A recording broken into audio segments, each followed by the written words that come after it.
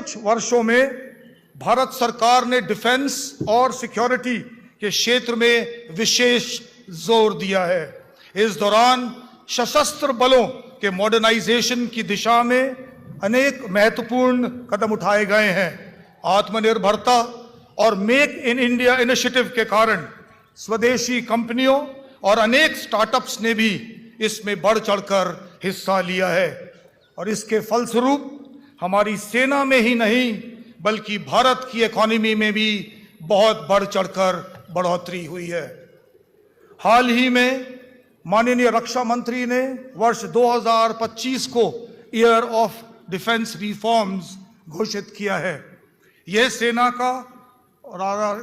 को नई ऊर्जा देगा जो हमारी सेना की ताकत, प्रसिद्धि एवं गौरव को और ऊंचे मुकाम पर पहुंचाएगा। आज मैं सेना दिवस के अवसर पर अपने भूतपूर्व सैनिकों और वीर नारियों के त्याग और बलिदान की सराहना करते हुए अपना आभार व्यक्त करता हूं। भारतीय सेना एक विस्तृत परिवार है जहां जन, जाति, संप्रदाय और भाषा से अलग हटकर देश की रक्षा के लिए राष्ट्र के कोने कोने में हमारे सैनिक तैनात हैं। सेना देश की संस्कृति को भली भांति समझती है और इसी कारण सेना विविधता में एकता यानी यूनिटी इन डाइवर्सिटी की सबसे ठोस मिसाल है और इस बात पर हम सबको बहुत गर्व है। हमारी फौज का सैनिक सारे जहां में अपनी बहादुरी और काबिलियत के लिए जाना जाता है और ये पंक्तियां इस बात को बखूबी दर्शाती हैं। मैंने उसको जब जब देखा लोहा देखा, लोहे जैसा तपते देखा, गलते देखा, ढलते देखा, मैंने उसको गोली जैसा चलते देखा।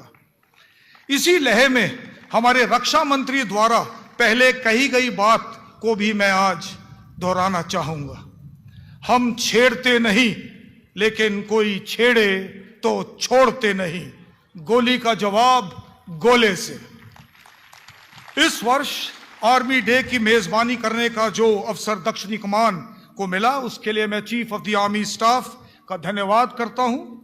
पिछले कुछ दिनों के दौरान आर्मी डे से संबंधित अनेक कार्यक्रमों का पुणे और महाराष्ट्र क्षेत्र में आयोजन किया गया और इस क्रम में आज प्रस्तुत भारतीय योद्धा की गौरव गाथा छत्रपति शिवाजी महाराज के जन्म और कर्म भूमि में आयोजित किए जाने पर उनकी वीरता, युद्ध नीति, साहस को बखूबी गवाही देती है।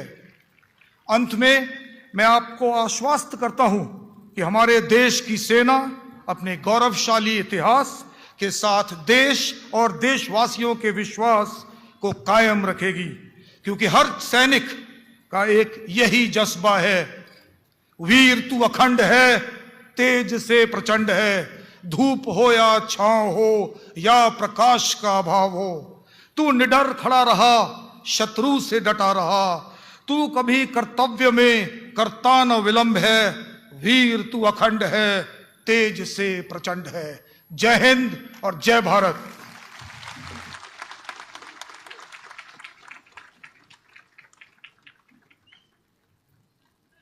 अब मैं माननीय रक्षा मंत्री महोदय श्री राजनाथ सिंह जी से विनम्र आग्रह करती हूं कि आप अपने कर कमलों द्वारा इस शौर्य से परिपूर्ण समारोह गौरव गाथा 2025 का उद्घाटन करें। माननीय रक्षा मंत्री महोदय।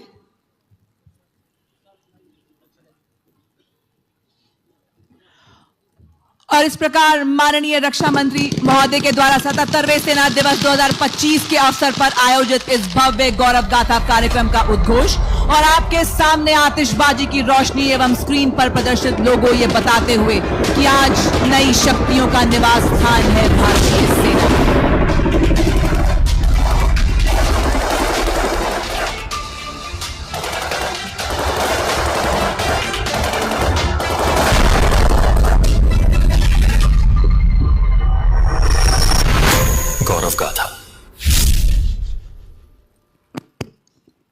आर्मी पैरालंपिक नोड, जिन्होंने किया अपने अंगों का बलिदान, वही बढ़ा रहे राष्ट्र का सम्मान। अभी हम आपके सामने आर्मी पैरालंपिक नोड के स्थापित होने और उसके अभी तक के देश के लिए किए गए उत्कृष्ट प्रदर्शन को एक चलचित्र के माध्यम से दर्शाएंगे।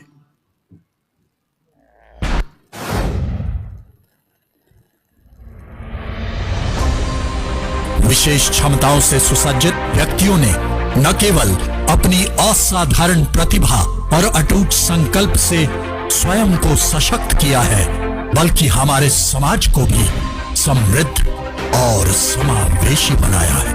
भारतीय सेना ने इन वीरों की भावना को नमन करते हुए 2017 में पुणे के बॉम्बे इंजीनियर ग्रुप में आर्मी पैरालंपिक नोड की स्थापना की। ये उन सैनिकों का प्रतीक है जिन्होंने मातृभूमि की रक्षा में अपने अंगों का बलिदान दिया।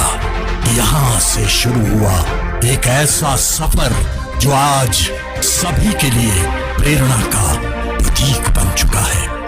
अनुभवी कोच और समर्पित स्टाफ की मदद से इन खिलाड़ियों ने देश के लिए कई ऐतिहासिक उपलब्धियां हासिल की। 2024 पेरिस पैरालंपिक में नायब सूबेदार हुकाटो सेमा ने सिटिंग शॉट पट और श्रीमती सिमरन धर्मपत्नी नायक गजेंद्र ने 200 मीटर में कांस्य पदक जीतकर तिरंगे को गौरवान्वित किया।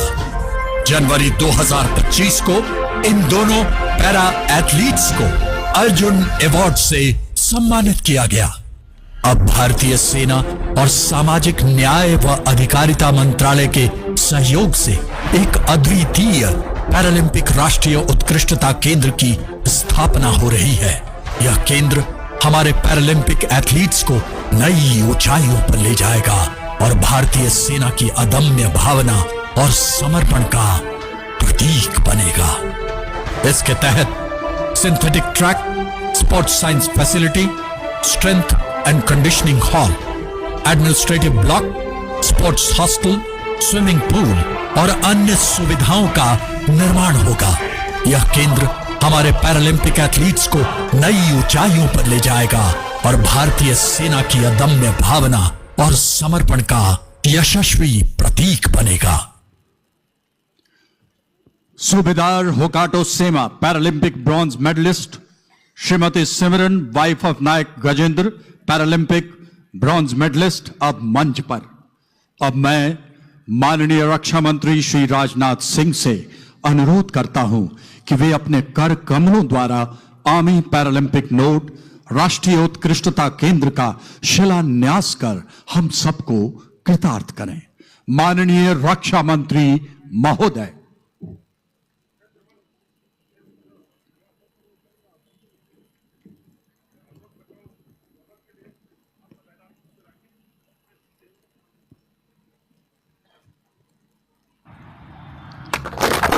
देवियों और सज्जनों, जोरदार तालियों से हौसला अफजाई करें। इन पैरा एथलीट्स का सम्मान बढ़ाएं। आपके तालियों की गूंज इन एथलीट्स के सीने में असीम जोश भर देगी और निस्संदेह आने वाली कई राष्ट्रीय और अंतर्राष्ट्रीय स्पर्धाओं में देश का गौरव बढ़ाएगी। धन्यवाद श्रीमान। ये वतन परस्ती सजदा है, शामिल इसमें भगवान हुए। झांसी जैसे कितने तीर्थ और हल्दी घाटी धाम हुए। रक्षा मंत्रालय भारत सरकार पर्यटन मंत्रालय के सहयोग से देश की सीमाओं पर स्थित हमारे युद्ध स्थलों को प्रेरणादायक पर्यटन केंद्रों के रूप में विकसित करने के लिए प्रतिबद्ध है। ऐसे शौर्य गंतव्यों से कुछ सैनिक एवं निवासी वीडियो कॉन्फ्रेंसिंग द्वारा आज इस कार्यक्रम से भी जुड़े हैं। ये रणभूमि है डोकलाम, वलोंग, गलवान, द्रास, तिथवाल, जौड़ियां, हिली एवं लौंगेवाला। आप सामने स्क्रीन पर भी इन्हें देख सकते हैं। आइए देखते हैं भारतीय सेना के इस भागीरथ प्रयास को रेखांकित करती ये लघु फिल्म।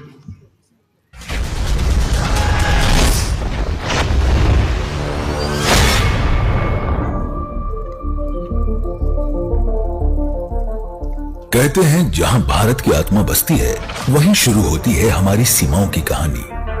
भारत की सीमाएं सिर्फ नक्शे पर खींची गई रेखाएं नहीं, ये देश के वीर धरती के सर्वोत्तम उदाहरण है, जिसकी मिट्टी में छुपी है साहस, बलिदान और आस्था की अनगिनत कहानियां।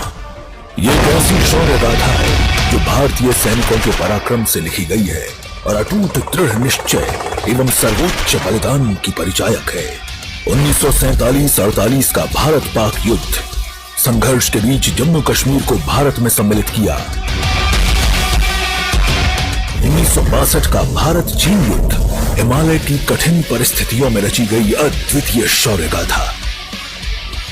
1965 का भारत पाक युद्ध विश्व युद्ध के बाद सबसे बड़े टैंक युद्ध में सैनिकों ने दिखाया अपना वर्चस्व। 1971 का भारत पाक युद्ध न्याय और मानवता के लिए बांग्लादेश को स्वतंत्र किया। 1984 सियाचिन ग्लेशियर विश्व के सबसे ऊंचे दुर्गम और बर्फीले युद्ध क्षेत्र में फौलाद का परिचय दिया। 1999 का करगिल युद्ध एक असंभव युद्ध और कैप्टन विक्रम बत्रा के ऐतिहासिक बोल ये दिल मांगे मोड़ की दृढ़ विजय गाथा। हम इन क्षेत्रों के विकास के लिए और क्या क्या कर सकते हैं, इसके लिए मैं समझता हूं कि टूरिज्म को बढ़ावा देने से बेहतर कदम शायद ही कोई और हो। अब भारतीय सेना के अथक प्रयास से